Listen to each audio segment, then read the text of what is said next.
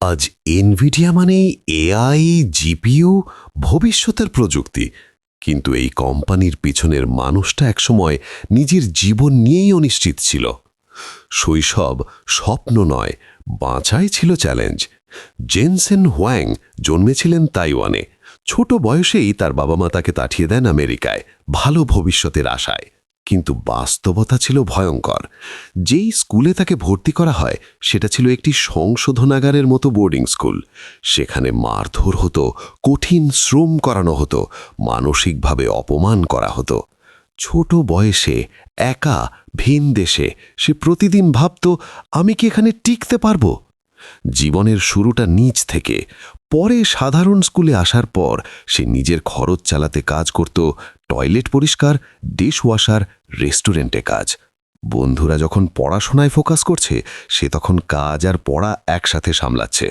অনেক সময় ক্লান্তিতে চোখ খোলা রাখা কঠিন হয়ে যেত।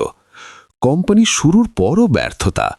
১৯৯৩ সালে তিনি এনভিডিয়া শুরু করেন, কিন্তু প্রথম কয়েক বছর কোম্পানির প্রায় সব টাকা শেষ। ভুল প্রোডাক্ট বানানো, কর্মীদের বেতন দেওয়ার ভয়। এক পর্যায়ে কোম্পানির হাতে ছিল মাত্র ৩০ দিনের টাকা।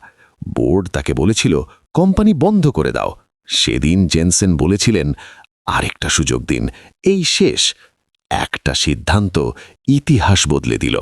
তিনি পুরো কোম্পানিকে ঘুরিয়ে দেন গ্রাফিক্স প্রসেসিং, জিপিইউর দিকে। তখন কেউ বিশ্বাস করত না গ্রাফিক্স দিয়ে ভবিষ্যৎ হবে। আজ এআই, গেমিং, সুপার কম্পিউটার সব কিছুর হৃদয়ে এনভিডিয়া। আজকের জেনসেন হোয়াং, আজ তিনি বিশ্বের সবচেয়ে প্রভাবশালী টেক লিডারদের একজন।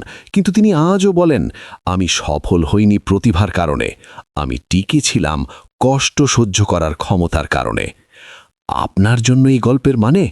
আপনি যদি মনে করেন শুরুটা খুব খারাপ, কারো সাহায্য নেই, সময় শেষ হয়ে যাচ্ছে, তাহলে এই মানুষটার কথা মনে রাখবেন। সবচেয়ে শক্ত মানুষরা সবচেয়ে কঠিন জায়গা থেকেই আসে।